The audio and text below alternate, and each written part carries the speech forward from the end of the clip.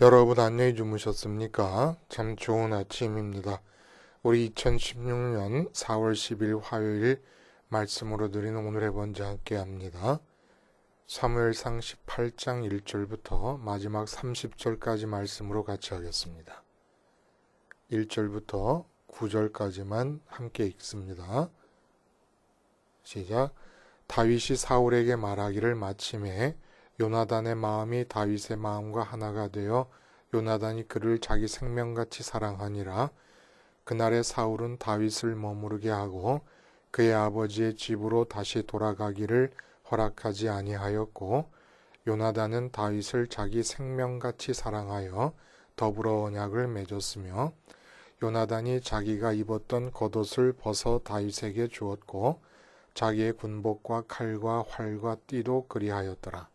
다윗은 사울이 보내는 곳마다 가서 지혜롭게 행하매 사울이 그를 군대의 장으로 삼았더니 온 백성이 합당히 여겼고 사울의 신하들도 합당히 여겼더라.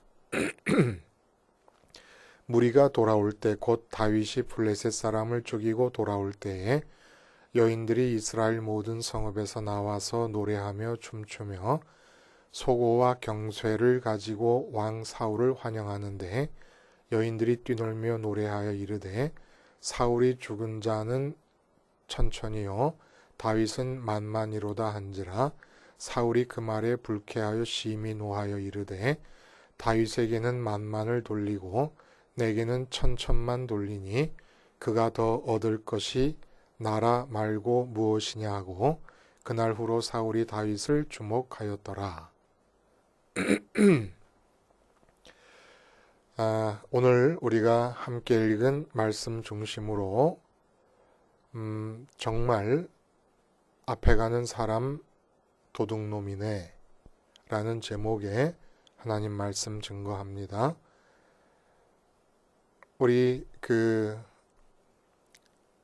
이게 어디서 유래됐는지 잘 모르겠어요. 앞에 가는 사람은 도둑놈, 뒤에 가는 사람은 순경. 그런데 어렸을 때 참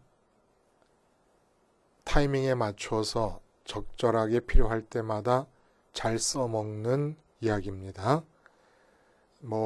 다방구라고 여러분 아세요? 다방구 같은 놀이를 할 때에 이제 술래가 상대방을 쫓아갑니다. 잡으려고. 그러다 도저히 못 쫓아가겠어요. 다른 박질을 잘하니까. 그때 쫓아가다 말고 서서 하는 말이 크게 들으다고 앞에 열심히 뛰어가고 있는 친구를 향해서 랩처럼 하는 말이 바로 이거 아니었습니까? 앞에 가는 사람은 도둑놈, 뒤에 가는 사람은 순경. 어쨌든 이 말을 들으면 주춤하게 돼요. 응? 진짜 도둑놈은 앞에서 도망가고 순경은 뒤에 쫓아가니까 그 말을 해버리면 사실 앞에 가는 사람이 1등이고 뒤에 가는 사람은 꼴등인데 말을 뒤집어 놓으면 그렇습니다. 근데 이게 우스갯말이지만은 사실은 인간의 본질적인 측면을 드러내 보여주고 있는 거지요. 시기심, 경쟁에서 진 패배자들이 자기 합리화를 위해서 사용하는 시기심의 발로라고 표현할 수 있습니다. 근데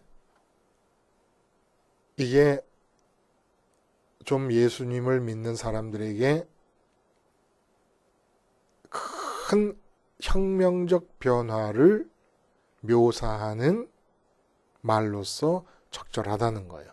도둑놈이라고 하는 말을 좀 불리한 위치에 선다 라고 하는 의미로 사용한다 그러면 정말 예수 믿었기 때문에 우리에게 주어지는 괄목할 만한 혁명적 변화들 중에 한 가지를 묘사하기에 아주 적절한 표현이라는 겁니다.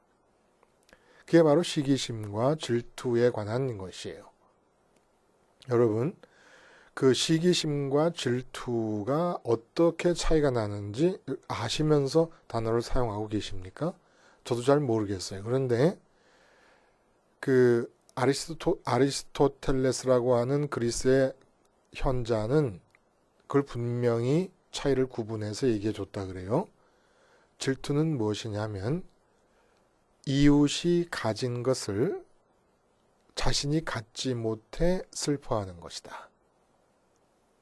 이웃이 가진 것을 자신이 갖지 못해 슬퍼해요. 한편 시기심은 자기가 갖지 못한 것을 이웃이 가지고 있어서 슬픈 감정이다. 이거 뭐 말장난 같은데 자세히 보면 뚜렷한 구분이 있습니다. 그러니까 질투가 어떤 거냐면은 이웃이 가진 것, 예를 들어 쉽게 이웃이 돈을 많이 가지고 있다. 그러면은 내가 돈을 그만큼 갖지 못한 것을 슬퍼하는 겁니다. 이게 질투예요. 근데 시기심은 이웃이 돈을 그렇게 많이 갖고 있을 때 내가 그만큼 갖지 못한 것을 슬퍼하는 게 아니라 그도 망해서 나처럼 돈이 없게 되기를 바라는 게 이게 시기심이라는 거예요. 상당히 파괴적이죠? 예? 질투나 시기심 모두가 다 자기 파괴적입니다. 결국 나를 파괴시키는 거예요. 근데 어쨌든 완전히 다르죠. 질투는 내가 가지고 있는 자의 위치에 서기를 바라는 마음으로 내가 못 갖고 있는 걸 슬퍼하는 것이고, 시기심은 나보다 많이 갖고 있는 자를 끌어내려서 파괴시켜서 나처럼 없는 자의 자리에 처하게 하려고 하는 게 시기심의 내용이라고 그러니까 무섭지 않습니까? 그런데 질투건 시기심이건 공통점이 있어요. 이 세상에서 사람들이 좋아하는 가치들이 있잖아요. 그 가치들의 유무에 따라서 질투심이건 시기심이건 생긴다는 것이 공통점입니다. 그러니까 가지다와 못 가지다의 역학관계에서 시기와 질투가 생긴다는 겁니다. 그리고 예수님이 오신 뒤로 어떤 변화가 있습니까? 이 가지다와 못 가지다에 얽혀있는 인지상정, 상식, 논리, 이거 완전히 다 뒤집어져 버렸다는 겁니다. 혁명적으로 뒤집어졌다는 거예요. 그래서 가지다와 못 가지다에 얽혀있는 이 관계성에서 시기와 질투가 나오는데, 예수님이 오셔가지고 가지다와 못 가지다의 의미가 혁명적으로 뒤집어지면서 질투와 시기는 악한 것이 아니라 불필요한 것이 되어버렸습니다. 질투와 시기가 생기질 않는 마음 상태가 예수님을 통해서 우리에게 주어지는 마음 상태가 됐다는 거예요. 그러니까 우리가 아직도 질투와 시기에 쩔어 있다 그러면, 아니면 그것에 간혹 종종 매인다 그러면 예수님을 통해서 주시려고 하는 구원받은 자의 마음이 아직 우리에게는 정착된 것이 아니죠. 그렇게 보면 된다는 거예요. 그러면 이게 도대체 무슨 말이냐? 가지다와 못 가지다의 의미를 예수님이 오셔서 어떻게 변화시키셨느냐? 그 부자 청년 얘기에서 우리가 알 수 있잖아요. 부자 청년이 와서 구원에 가서 물을 때 주님께서 말씀하셨습니다. 네 모든 재산을 팔아서 다 이웃에게 나눠주고 나를 따르라. 그렇게 얘기하신 끝에 뭐라 그러시냐면은, 내 이름을 위하여 집이나 형제나 자매나 부모나 자식이나 전토를 벌인 자마다 여러 배를 받고 또 영생을 상속하리라. 그러나 먼저 된 자로서 나중되고 나중된 자로서 먼저 될 자가 많으니라. 이게 무슨 말입니까? 이 앞에 가는 사람은 도둑놈이 된 거예요. 불리해진 거예요.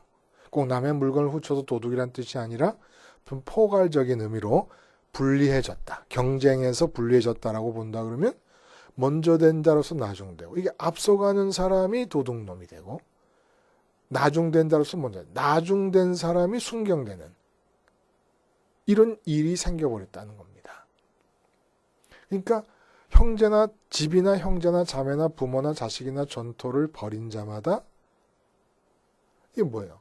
하여간 내게 주어져 있는 건 내가 가진 것을 다 버리라는 겁니다. 그러니까 예수님이 오신 뒤에 이 인생 전체들이, 세상에 살고 있는 인생 전체가 참여되고 있던 경주가 어떻게 바뀌었냐면은 그 전에 예수님 오시기 전까지 이 세상, 그리고 아직 예수님을 믿지 않는 사람들의 세계 속에서 일어나는 경주는 가지기 경주예요. 획득하기 경주입니다. 근데 예수님이 오신 다음에 경주가 버리기 경주로 바뀐 거예요. 버리기 경주로 바뀌다 보니까 어떻게 됐느냐? 이전의 경주에서 1등한 자들, 1등이 뭐예요? 많이 가진 자들이에요. 이 세상에서 좋다고 사람들이 침을 흘리고 있는 가치들을 많이 가진 자들이 1등한 자 아닙니까? 이게 앞선 자들이에요. 먼저 된 자들입니다. 근데 버리기 경주로 바뀌니까 어떻게 상황이 바뀝니까? 좋다고 여겨지는 것들, 마음이 좋아서 끌어안고 있는 게 많은 사람들이 버리기가 힘들어진 거예요. 그리고 적게 가진 사람들이 버리기가 쉬워졌어요. 그래서 그 다음 장에 주님께서 그 마태복음에 보면은 20장에도 이와 같이 나중된 자로서 먼저 되고 먼저 된 자로서 나중된다는 말씀을 하시고 그 다음에 21장에서도 또 똑같은 말씀을 하십니다. 21장에서 대제사장들과 백성의 장로들에게 뭐라 그러시냐면은 세리들과 창녀들이 너희보다 먼저 하나님 나라에 들어가리라. 이렇게 얘기하신 거예요. 왜요? 대제사장과 백성의 장로들이 그 이전의 경주에서 앞서 달려가고 있던 자들입니다.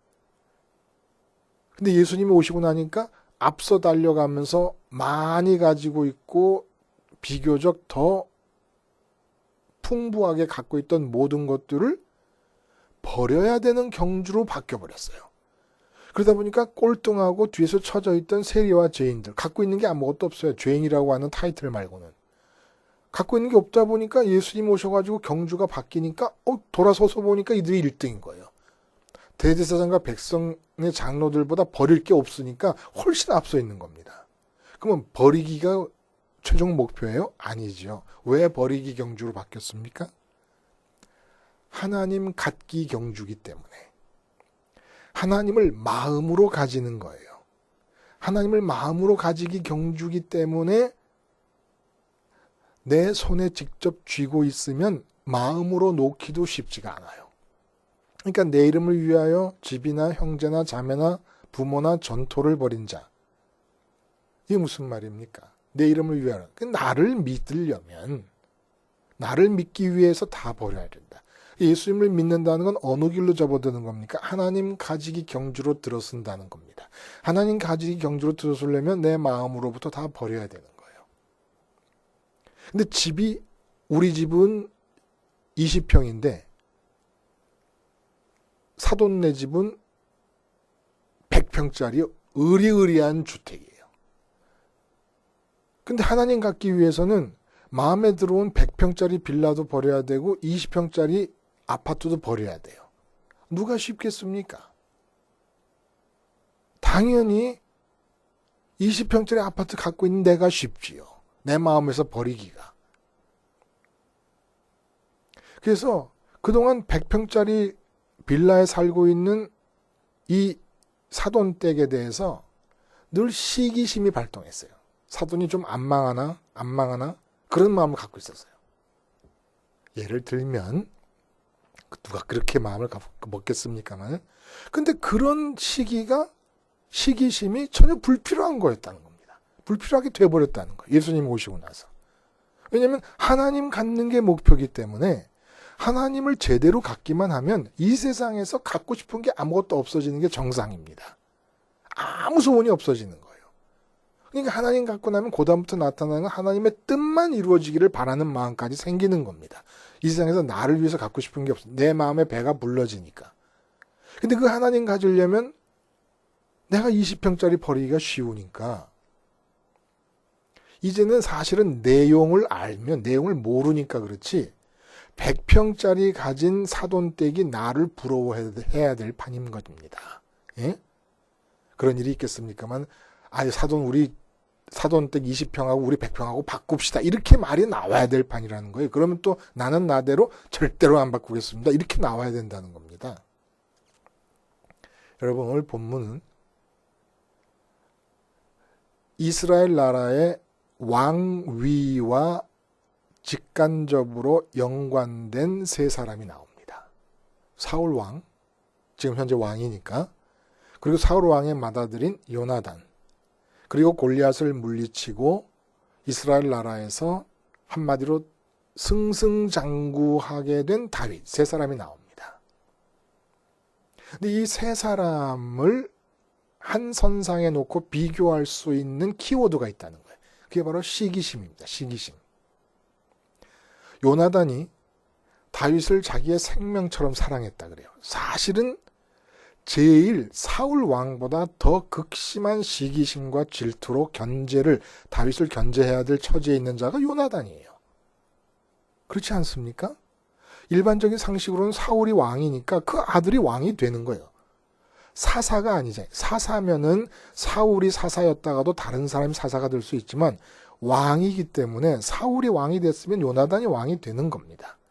근데 다윗이 골리앗을 물리치고 온 백성의 입에 다윗의 이름이 오르내리고 있는 상황에서 요나단이 다윗을 생명처럼 사랑합니다. 어떻게 생명처럼 사랑할 수 있을까요? 저는 타인을 내 생명처럼 사랑해 본 적이 없지만 이 느낌은 알아요. 어떻게 이게 가능한지. 가장 처절한 심정을 가지고, 참담한 심정을 가지고, 왜냐하면 골리앗을 물리쳤으니까 나는 못했는데 가지고 다윗을 견제해야 될 요나단이 생명처럼 사랑할 수 있었던 이유는 마음이 합했다 그래요. 마음이 같은 마음이 되었다. 같은 마음이 된 게 뭡니까? 우리 다윗의 그 미니멀리즘에 대해서 얘기를 했어요. 모든 상황에서 단 한 가지의 원리로 살아갑니다. 단순하게. 그 원리가 뭡니까? 지금 내 앞에는 이 세상의 환경과 이 세상의 조건과 이 세상의 대상이나 사람이 있는 게 아니라 그보다 앞서 하나님이 계신다. 하나님 앞에 나는 있다. 이게 할례를 통해 기억되어야 될 내용이에요. 이 한 가지로 살아갑니다. 요나단이 바로 그렇게 하나님 한 분을 앞에 현실로 모시고 살기를 원했던 자예요. 그래서 마음이 합합니다. 우리 형제보다, 우리 친척이나 우리 부모보다 진짜 내가 마음이 더 가게 되는 사람이 누구냐 하면 하나님을 현실로 모시려고 애쓰는 사람. 그래서 제가 지금 요나단이 다윗을 생명처럼 사랑한다고 하는 이 말의 느낌을 알 수 있다는 거예요. 시기가 필요 없는 겁니다. 내용적으로 말하자면 사울에게도 요나단에게도 다윗에게도 하나님은 왕위를 절대로 가지라고 주시질 않으십니다. 사울에게 왕위를 주신 것도 가지라고 주신 게 아니라 어떻게 하라고? 버리라고 주신 거예요. 버리라고. 하나님을 가지려면, 왕이 하나님을 가지려면 왕위를 버려야 됩니다. 어머니가 하나님을 가지려면 자식을 버려야 됩니다. 사장님이 하나님을 가지려면 사업체를 버려야 됩니다. 왜 사업체를 주십니까? 사업체보다 나를 더 사랑하느냐를 보시려고. 왜 아브라함에게 독자 이삭을 주셨습니까? 하나님이 뭐라 그러세요? 독자까지도 아끼지 아니하고 나를 경외하였다. 이렇게 얘기하십니다. 왜 독자를 주셨어요? 독자를 더 사랑하나 나를 더 사랑하나 보시려고. 하나님 갖기 위해서는 버리기 경쟁에 뛰어드는 거예요. 하나님이 주신 게 적을수록, 하나님이 주신 게 덜 중요할수록 버리기가 쉬운 겁니다. 요나단은 이 경주를 충분히 마음으로 이해했던 사람입니다. 그러니까 어차피 자기도 하나님 가지면 되는 거예요. 왕이라고 하는 건 주어지면 버리기만 더 힘들어지지, 버려야 된다는 절차만 하나 더 생기는 것이지, 그것을 요나단은 꿈꾸지 않았습니다. 근데 사울은 달랐어요. 버리라고 주신 왕위를 굳게 붙잡습니다. 그리고 시기심이 발동한 것이에요. 이럴 필요가 전혀 없었거든요. 이럴 필요가 없어요. 어차피 왕위를 누구에게도 가지라고 주시지 않습니다. 하나님은. 다만 사울에게 벌이라고 주셨고 다윗에게도 벌이라고 주시려고 작정하고 계시는 중이고, 요나단도 사울 왕의 장자로 태어나서 하나님이 원하시는 것은 그 아버지의 왕위를 물려받을 것으로 생각하지 말고 태자의 자격과 권한을 벌이라고 하나님 주신 겁니다. 요나단은 버렸어요. 사울 왕은 왕위를 붙잡습니다. 그리고 누가 시키지도 않은 지옥을 살아갑니다. 사실 사울 왕의 처지에 서면 사울 동정론이 생길 수밖에 없어요. 내가 왕인데, 아니 목동해가 나가서 골리앗을 물리쳐가지고 블레셋을 향한 승기를 붙잡고 이겼어요. 이겼으니까 기쁘지요. 그러나 모든 군인이 사심 없이 기뻐할 때 왕만큼은 기뻐만 할 수 없는 상황 아닙니까? 아니 20살 미만 15살 이상 됐을 이 다윗이 골리앗을 물리쳤는데 나는 뭐하고 있었을까? 그렇게 마음에 꺼림직함이 있고 돌아오는 길인데, 아닌 게 아니라 이스라엘 전체 나라의 여자들이 노래를 하면서 사울은 천천히요 다윗은 만만이라고 노래를 부르니, 여러분들 같으면 저 같으면 사울의 심정이 안 되겠습니까? 이제 이걸 어떻게 하면 좋아요? 애초에 시작부터 잘못됐어요. 너무 깊이 들어왔어요. 깊이 들어왔다는 게 뭡니까? 너무 깊이 왕위에 대해서 마음이 받아들여 버린 겁니다. 내 이름을 위하여 집이나 형제나 자매나 부모나 전토를 벌인 자마다 얘기하십니다. 전토. 없는 자는 버릴 것을 하나 줄인 셈이에요. 안 버려도 돼. 없으니까. 혹시 결혼을 못 하셨습니까? 남편이 없어요? 아내가 없어요? 버릴 것이 하나 없는 겁니다. 아브라함은 아내 버려야 됐어요. 자식이 없어요?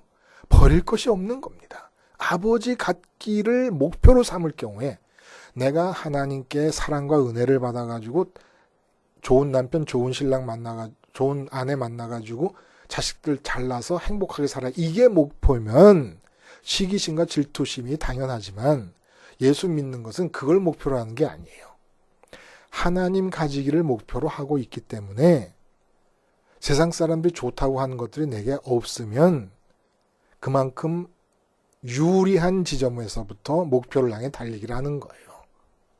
감사해야죠. 그리고 진짜 내용을 아는 자들은, 이 깊은 내용을 아는 자들은 많이 가질수록 걱정에 쌓여야 되는 겁니다. 이거 어떻게 버려야 되나. 그래서 예를 들면, 극단적인 예를 들면 장동건, 정우성 씨가 있잖아요.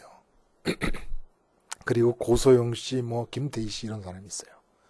이 사람들이 하나도 공로가 없습니다. 이런 외모를 갖고 태어난 게. 저희 집사람은 저보고 3등신이라고 놀려요.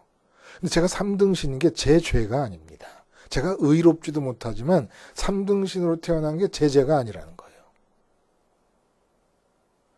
전적으로 하나님이 정해놓으신 거예요. 근데 이제 이 나이가 돼서 깨달아요. 장동건이랑 정우성이는 얼마나 힘들까 싶어요. 외모 왜 주셨습니까? 내 마음에 외모가 들어오면 안 돼요. 하나님 모시려면 외모도 버려야 돼요. 정우성 씨가 자기 외모 버리는 것하고 3등신인 제가 내 외모 버리는 것은 그 난이도가 비교가 안 되는 겁니다. 내가 이 외모 가지고 나가서 무슨 돈을 벌 생각하겠습니까? 어필을 하겠습니까? 그래서 정우성 씨는 그거 갖고 먹고 살고 있어요. 그러니까 그걸 버리기가 얼마나 힘들겠습니까? 이게 비밀입니다. 이게 예수님이 오신 뒤에 일어난 역전이에요. 혁명적 역전이에요. 그럼 다윗은 도대체 어떤 처지냐? 사울은 그렇게 잘못돼가지고 불필요한 시기심에 붙잡혀 있는 거예요. 어차피 사울의 기업은 하나님이지 나라가 아니었거든요. 하나님을 가지면 자기가 만족하고, 다윗이 나타났으면, 아니 요셉을 총리 삼을 때 바로도 그렇게 기뻐했어요. 하나님의 사람을 얻은 것을 그렇게 기뻐했는데 요나단의 기쁨이 그 기쁨 아닙니까? 하나님의 사람을 친구로 얻고 형제로 얻은 거예요. 하나님의 사람을 신하로 얻으면 기뻐야 되는 거예요. 아니 보내기만 하면 다 승리하는데 이거 웬 떡입니까? 그냥 앉아서 주워 먹기만 하면 되는 거 아닙니까? 근데 이 불필요한 시기심에 사로잡혀 버렸단 말입니다. 왜? 하나님을 기업으로 삼지 못하기 때문에. 그럼 다윗은 어때요? 다윗이 특별히 하나님과 함께한다, 지혜롭게 행한다 이렇게 얘기를 자꾸 나와요. 지혜롭게 행한다는 게 뭡니까? 다윗은 생각이 없다는 거예요. 지혜롭다는 것은. 이 지혜롭다는 게 솔로몬으로 넘어가면서 솔로몬이 20살에 왕이 됐을 때 첫 번째 드린 기도가 뭡니까? 지혜를 주시옵소서. 지혜가 뭐예요? 듣는 마음을 주시옵소서. 왕이 하나님에게 듣는 마음을 달라는 것은 왕자리를 포기하겠다는 거 아니에요? 자기가 결정 안 하겠다는 겁니다. 하나님의 결정만 따르겠다. 그러니까 왕자리에 서서 왕의 노예가 되겠다고 말하는 겁니다. 다윗이 한 게 그거였다는 거예요. 기름 부음 받았지만 자기가 왕이 될 거라는 생각, 왕위라는 것을 마음에 붙잡지를 않고 있는 거예요, 이 사람은 지금. 그러니까 사울을 대응할 때도 현재 왕과 왕이 될 나로서 대하는 게 아니에요. 사울을 대할 때도 나는 하나님 앞에 있다. 하나님이 내 기업이다. 하나님이 나의 현실이다. 라고 생각하고 사울이 뭐라고 얘기를 하고 사울이 막 다윗을 죽이려고 블레셋 전장으로 보내고 또 전장으로 보내기 위해 꼬시려고 자기 딸들을 줘서 사위로 삼겠다고 그러고 별 음모를 따고 창으로 던지고 해도 사울에 대해서 반응하지 않습니다. 사울이 있지만 다윗은 언제나 하나님 앞에 있다 생각하고 행동을 하는 거예요. 그러니까 지혜, 하나님의 뜻이 지혜인 거예요. 하나님의 뜻이 우리를 통해 나타나는 게 지혜지요. 이렇게 산 거예요. 그러면서 이 상황이 어떤 상황이냐. 모든 게 형통합니다. 다윗이 모든 게 형통하는데 왕자리에 있는 사울과만 갈등을 빚어요. 하나님이 계시해 주시는 겁니다. 네가 앞으로 왕이 됐을 때 왕자리에 대해서만 지금처럼 갈등을 느끼되 사울이 없어졌을 때 네 스스로 갈등을 느껴라.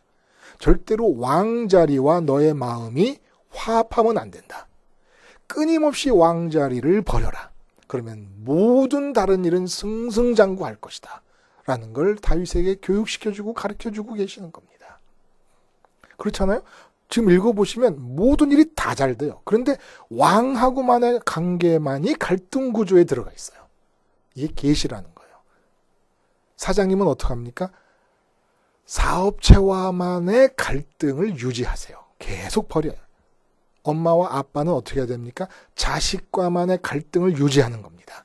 계속 마음에서 자식을 버리는 거예요. 하나님을 받아들이기 위해서. 목사님은 어떻게 해야 됩니까? 목회와의 갈등을 유지하는 겁니다. 목회를 계속 버리는 거예요. 하나님을 갖기 위해서. 그러면 나머지는 다 하나님 뜻대로 되는 겁니다. 내가 육체를 갖고 있어요. 그럼 어떻게? 내 육체를 마음에서 버리는 거예요. 육체와의 갈등만을 버리는 겁니다. 그러면 신령한 축복이 다 쏟아져 내려온다는 거예요. 앞에 가는 사람은 도둑놈? 이게 맞는 얘기였다는 겁니다. 기도하시겠습니다. 하나님 아버지, 감사합니다.